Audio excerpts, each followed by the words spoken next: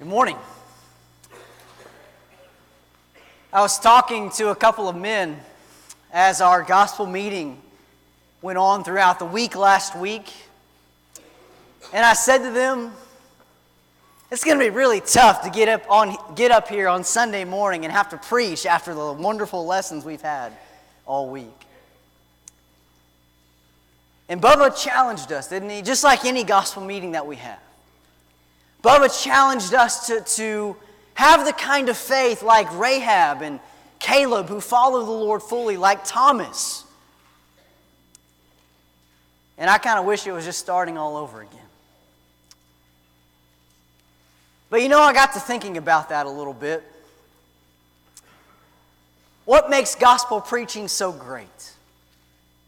Certainly we enjoy maybe listening to others more than others. But what makes gospel preaching so wonderful? Isn't it that we get to proclaim the message of the gospel?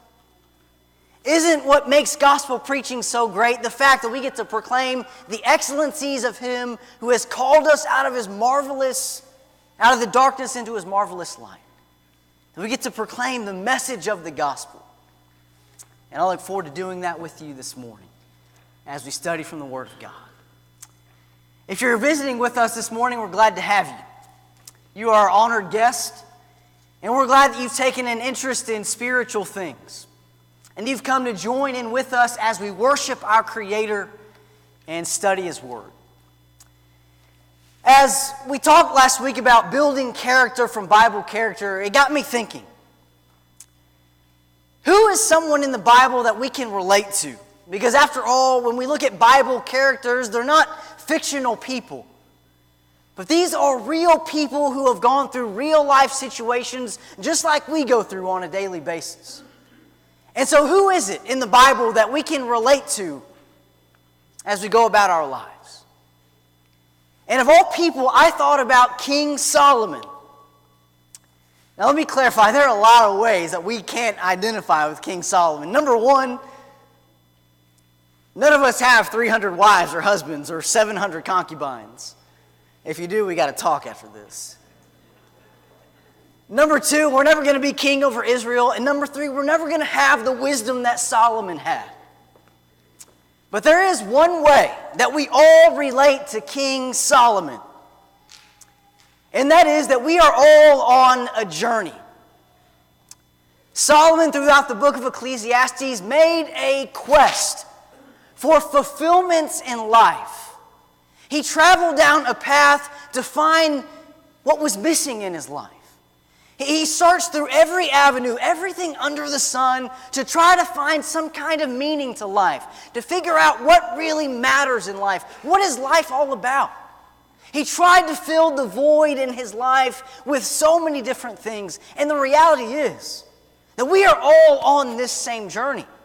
We're all trying to fill the void in our life with so many things. We're trying to find fulfillment. We, like Solomon, are on a quest for the meaning of life. And so this morning, I want to take you on a journey. I want to take you on a quest with Solomon throughout the book of Ecclesiastes. I want to invite you to turn there to the book of Ecclesiastes. Because as we go on this journey with Solomon this morning, there are a lot of things that we can learn from the journey that he made. We can avoid a lot of the mistakes that Solomon made on his own journey. And as we make this quest with Solomon this morning, we need to ask three critical questions. Number one, where did Solomon look? Number two, what did he find? And number three, what was his solution? And if we'll answer those three questions as we make this journey with Solomon this morning, I think we too will come to recognize what life is all about, what fills the void in our life that we're so desperately trying to fulfill. And so consider the first question with me this morning. Where did Solomon look for fulfillment? As Solomon made his journey, where did he turn for fulfillment and for meaning to life? And the reality is that Solomon looks where a lot of our world today looks for fulfillment. The first place he looked was pleasure in possessions. Maybe it's pleasure. If I could live a life full of pleasure, doing whatever I want to do, filling my life with everything that I could ever want, maybe that's the path that brings fulfillment to life. As our society, it seems that we have given into that idea in a lot of ways.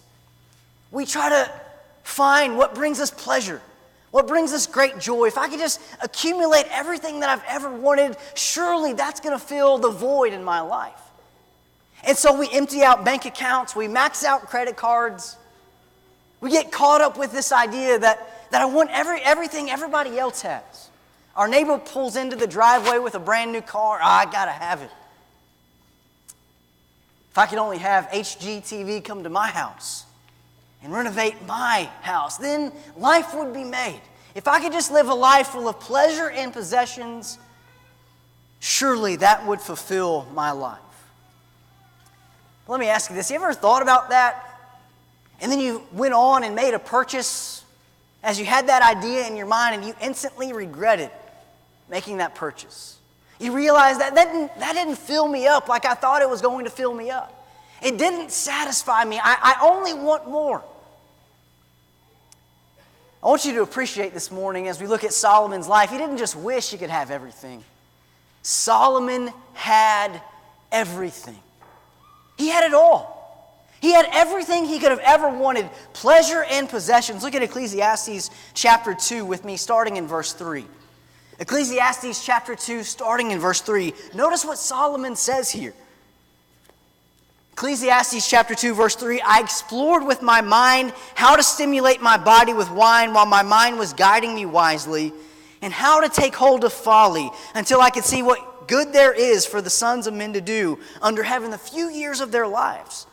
I enlarged my works. I built houses for myself. I planted vineyards for myself. I made gardens and parks for myself. I planted in them all kinds of fruit trees. I made ponds of water for myself, from which to irrigate a forest of growing trees. I bought male and female slaves, and I had homeborn slaves. Also, I possessed flocks and herds larger than all who preceded me in Jerusalem. Also, I collected for myself silver and gold and the treasure of kings and provinces. I provided for myself male and female slingers and the pleasures of men, many concubines. Then I became great and increased more than all who preceded me in Jerusalem. My wisdom also stood by me. All that my eyes desired, I did not refuse them. I did not withhold my heart from any pleasure. For my heart was pleased because of all my labor, and this was my reward for all my labor. Solomon didn't just wish that he could have all the pleasure and possessions. He had everything. He had everything our society wants and more. He built houses and parks. He had silver and gold, people to wait on him at all hours of the night. He had every form of entertainment you could think of. He had it all. Let me ask you this morning, is that what made his life meaningful? Did pleasure and possessions ultimately fill the void that he was so desperately trying to fulfill? I want to come back to that question. Consider a second thing with me. The second path that Solomon went down was intellect, wisdom, and knowledge. He thought, if I could just have all the wisdom and knowledge, then my life would have meaning. Do we ever get caught up with that way of thinking sometimes? That maybe the path to fulfillment and meaning in life is just to enroll in a prestigious school and sit down at the feet of scholars who have studied all these important subjects. And if I can just learn all of that and gain all of that wisdom, then life will have meaning.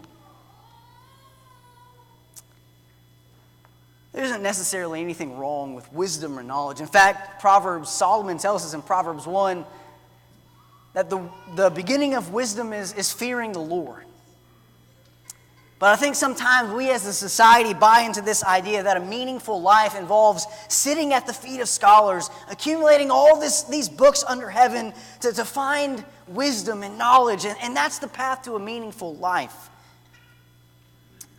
And don't you know Solomon had the wisdom more than anybody who had ever lived? Look at Ecclesiastes 1 and verse 16. Solomon says this in Ecclesiastes 1:16. He says, I said to myself, behold, I have magnified and increased wisdom more than all who were over Jerusalem before me. And my mind has observed a wealth of wisdom and knowledge. Solomon had the wisdom. He had the intellect. He had the knowledge. Look over at 1 Kings chapter 4 with me for a moment, where we get a brief idea of the kind of wisdom Solomon had. 1 Kings chapter 4. 1 Kings chapter 4.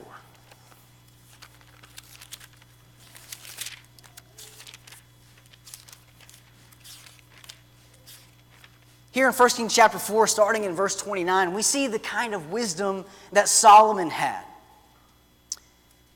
Chapter 4, verse 29. It says, Now God gave Solomon wisdom and very great discernment and breadth of mind, like the sand that is on the seashore. Solomon's wisdom surpassed the wisdom of all the sons of the east and all the wisdom of Egypt. He was wiser than all the men, than Ethan the Ezrahite, Heman, Calcol, and Darda, the sons of Mahol, and his fame was known in all the surrounding nations. He also spoke 3,000 proverbs, and songs were 1,005. He spoke of trees, from the cedar that is in Lebanon, even to the hyssop that grows on the wall, and he spoke of animals and birds and creeping things and fish. Men came from all peoples to hear the wisdom of Solomon, from all the kings of the earth, all who had heard of his wisdom. I want you to notice that Solomon had the wisdom. People came from all over the world to hear and sit at Solomon's feet just to hear the wisdom that he had. It surpassed the sons of the East. The East was known for their wisdom, the wisdom literature, and yet you could compile everyone in the East, and none of it could compare with the wisdom of Solomon. In fact, in 1 Kings chapter 3, we're told of an example where two women come to King Solomon. Two women who had just born children. One of the women rolled over on their child, and the child died. And so she concocts this plan to switch out her child with a living child. And as this other woman wakes up, she realizes, this isn't my child. And so both of these women bring this living child before Solomon, and they're arguing, saying, this is my child. No, this is my child. And Solomon says, I'll solve the problem. Divide the child and give half to each woman. And the living mother, the woman who is the mother of the child, says, no, my lord, don't divide the child. Just give her over to the other woman. And the other says, just divide her. Solomon had the wisdom to know how to handle situations like that. That reveals the depth of the wisdom that he had.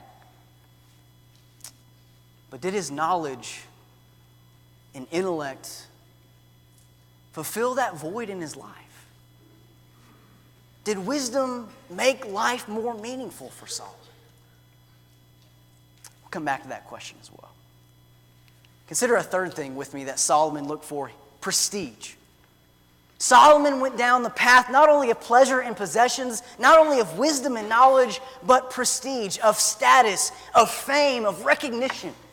If I could only be recognized for creating some amazing thing, if I could only be recognized by the world, then maybe life would be more meaningful. And in fact, as you look out in our culture, people have gone to great lengths to make their name known in the world we live in. Has that ever affected you in the way that you live your life? You ever thought, if I could just be the next Steve Jobs and create that newest piece of technology, then life would be more meaningful.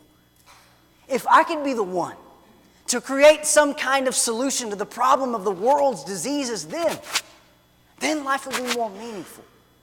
Or if people look to me in whatever realm of career that you have, if people look to me as the guru of this job, of finance or business or whatever it may be, if people recognize me for being the leader in my career, then life would be more meaningful. Solomon had fame. People recognized who Solomon was. People knew what he had accomplished. In Ecclesiastes chapter 2, turn over there with me again. Ecclesiastes chapter 2, in verse 9. I want you to notice what is said of Solomon here. Ecclesiastes chapter 2 and verse 9.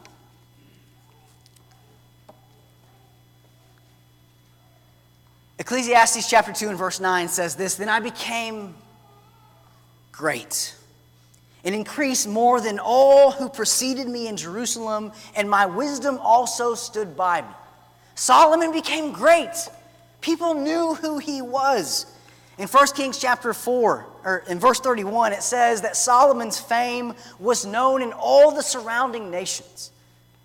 People knew who Solomon was. In fact, do you remember when Solomon built the temple in Jerusalem?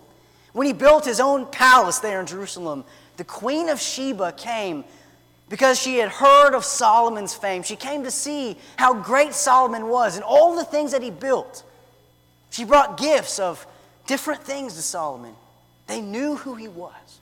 He was recognized. But let me ask you this. Did fame and prestige bring fulfillment to Solomon's life? We'll come back to that as well. And that really brings us to the second question here. What did Solomon find as he made this journey in every different path? As Solomon looked to pleasure and possessions, as he looked to wisdom, as he looked to prestige, what did he find in that process? Look at chapter 1 with me in verses 12 through 14. Ecclesiastes chapter 1, verse 12 through 14. This is what Solomon found. "I, the preacher, have been king over Israel and Jerusalem, and I set my mind to seek and explore by wisdom concerning all that has been done under heaven. And it is a grievous task which God has given to the sons of men to be afflicted with. I have seen all the works which have been done under the sun, and behold, all is vanity and striving after wind. What is crooked cannot be straightened, and what is lacking cannot be counted." Look at chapter 2 and verse 11. Ecclesiastes chapter 2 and verse 11. "Thus I considered all my activities which my hands had done, and the labor which I had exerted, and behold, all was vanity and striving after wind. And there was no profit under the sun." Hold on, Solomon. You mean to tell me that as you go down the path of pleasure and possessions, as you go down the path of wisdom and prestige, you're telling me that all you found was that it is empty and vain? That there's no profit under the sun? That none of those paths make life more meaningful? It was just like trying to grab something that you can never hold on to. It was fleeting.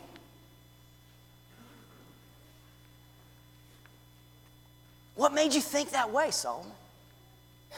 Why do you have such a bleak view of life?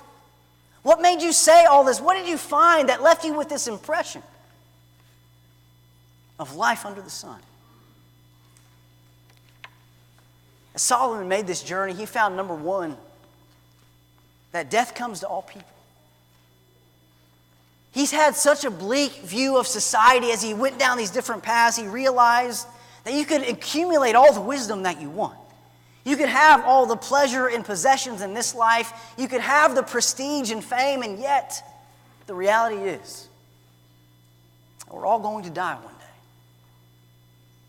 Doesn't matter if you're rich or poor, wise or the fool, the well-known or the famous or the not famous at all. It doesn't matter if you have $1 in your account or $1 million. We will all share the same outcome. You cannot buy your way out of death. You cannot outsmart death, and it doesn't pass over you just because you're famous. Notice chapter 2, verses 12 through 17 with me. Ecclesiastes chapter 2, verse 12. It says, "So I turned to consider wisdom, madness, and folly. For what will the man do who will come after the king except what has already been done?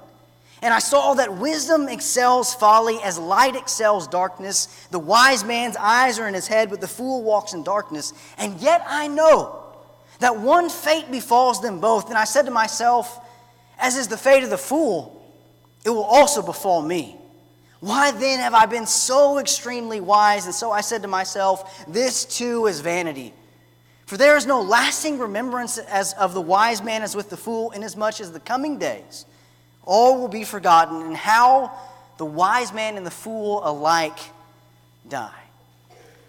You know, as you read these words, you can almost hear the desperation in Solomon's voice. If this is going to happen to me, why did I go down that path in the first place? Why have I been so extremely wise? If the reality is that we're all going to die one day, why even pursue these things to begin with? What does it profit a man to gain the whole world and yet forfeit his soul? That was one of the reasons Solomon had such a bleak picture of life. There's another thing going on here. He realizes that even if he could accumulate everything he wanted, the reality is as he dies, he would lose everything. Look at Ecclesiastes chapter 2 with me in verse 18. Ecclesiastes chapter 2, verse 18. Not only did he find death, but he realized that your possessions are going to go to somebody else. Look at verse 18. Thus I hated all the fruit of my labor for which I had labored under the sun, for I must leave it to the one who will come after me. And who knows whether he will be a wise man or a fool, and yet he will have control over all that I have labored by acting wisely under the sun. This too is vanity. Therefore I completely despaired of all the fruit of my labor for which I had labored under the sun, when there is a man who has labored with wisdom, knowledge, and skill, and he gives his legacy to the one who has not labored with them. This too is vanity and a great evil. For what does a man get in all his labor, in his striving with which he labors under the sun? Because all of his days, his task is painful and grievous. Even at night, his mind does not rest. This too is vanity. Solomon recognizes that even if you had worked all of your life, you had poured out blood, sweat, and tears for everything that you have accumulated, it's just going to go to somebody else. And who knows what they're going to do with it. Can you imagine this scene playing out in life? I mean, you've got a father who has worked tirelessly. He has put in long hours. He has worked hard just so he can give something to his children as they go on. And it just so happens as he gives his possessions to his children, they completely waste everything. They squander all that they've had, all that they've been given. And the reality is that's what Rehoboam, the son of Solomon, does. As Rehoboam inherits the kingdom from his father Solomon, he does not listen to the counsel of elders, but he listens to the counsel of the young men. And what happens is the kingdom of Israel divides.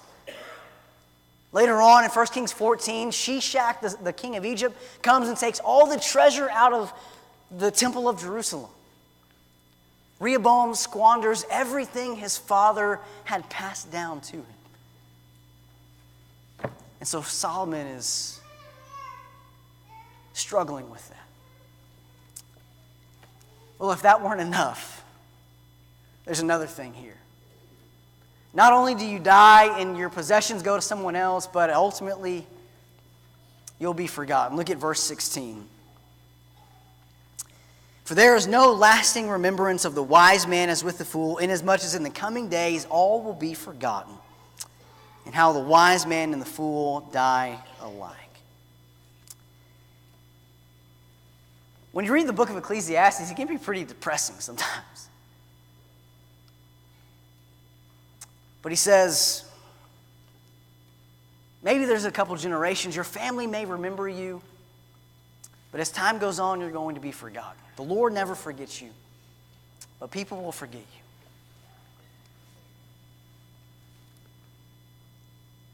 You can see why Solomon despairs so much of life throughout this book. If you make this quest for fulfillment in life and you're going through all of these passages, and if you're trying to find fulfillment in life under the sun, and you look to pleasure and possessions, if you look to wisdom and all these different things, you come up empty every time. You're only left with this list. And so someone might say, well, what's the point of living life anyways? If this is all that happens under the sun, if this is all that you get, what is the point of life anyways? Sometimes we don't like to think about this fact. But what Solomon is telling us is this is life. This happens to every person. And so that brings us to the third question. What was Solomon's solution? If he had such a bleak picture of life, if this is what he found, what did he do about that? What was his answer to this problem that he found? And really, it's a twofold solution. First of all, he says, enjoy God's blessings. Look at verse 24 and 25 of chapter 2. Ecclesiastes chapter 2, 24 and 25, there is nothing better for a man than to eat and drink and tell himself that his labor is good. This also I have seen, that it is from the hand of God, for who can eat and who can have enjoyment without him? As Solomon looks back on life, he realizes to enjoy the fruit of your labor. Enjoy the blessings God has given you. Make the most of them. Use it not only for yourself, but use it to help your fellow man. Use it to glorify and magnify your Creator, because He's the one who has given you all these things. But he hints at the second point here, the most important thing. Solomon's solution, number 2, was to fear God and serve Him faithfully. You see, as he comes to the very end, Solomon recognizes that the most important thing that you can do with your life is live it to the glory of God. It is the only thing that will bring true fulfillment and meaning to your life, is to serve the God who made you. Serving God and keeping His commandments is the only thing that will fill the void you're so desperately trying to fulfill. Go back to Ecclesiastes chapter 12 with me. Ecclesiastes chapter 12.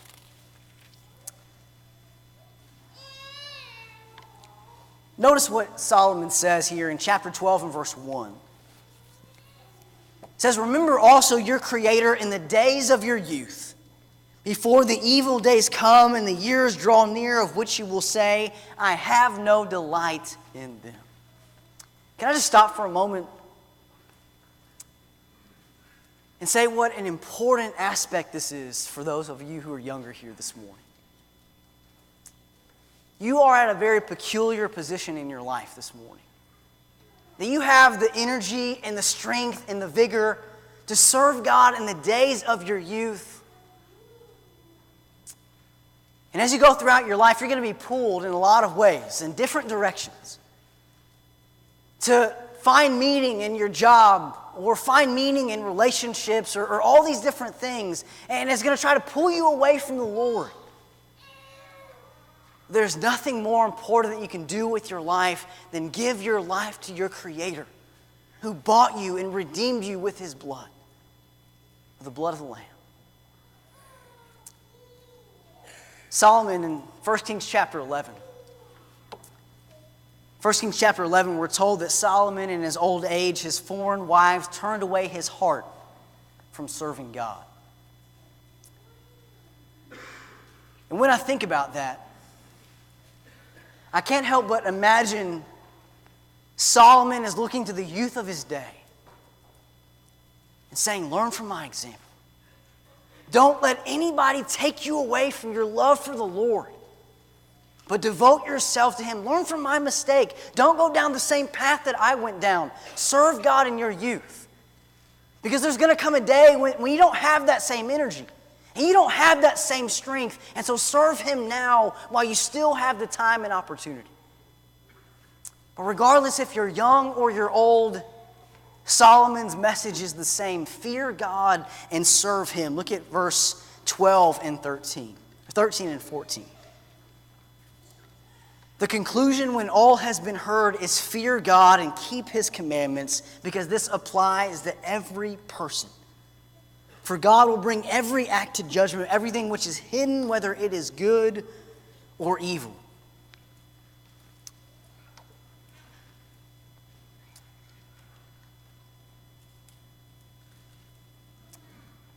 There is nothing more important that you can do with your life than to serve the God who made you. Pleasure and possessions are fleeting. Wisdom will not last. And fame is fleeting as well. the only thing that matters is whether you serve God or not. And again, there's going to be a lot of things that try to take you away from that in this world. But remember Solomon's conclusion. When all has been said and done, is to fear God and keep His commandments. Those who fear the Lord and devote their lives to Him have something awaiting them through all of eternity. Serving God is what fills the void in your life, and He is the only one who can do that. There's nothing here under the sun that can provide meaning to your life apart from God. And so you see, Solomon found meaning when he started to look above the sun. When he set his mind on the things above, he realized what really mattered to life. That everything else is fleeting, but one thing matters. And so I ask you this morning, where are you on your journey to find fulfillment? Where are you this morning as you make this quest through life? Maybe you're like Solomon and you feel empty. That you've been looking to everything in the world to try to find some kind of meaning and fulfillment, and you've come up empty every time, and you're just in despair. You're trying to find some kind of purpose in life and meaning and fulfillment, and you keep coming up empty every time. Will you leave that broad path of destruction this morning and come and join the narrow way that leads to life by serving your Creator? If you're here this morning and you need to make your life right with God, if you're ready to serve Him and give your life to Him, won't you come and do that now as we stand and sing the song of invitation?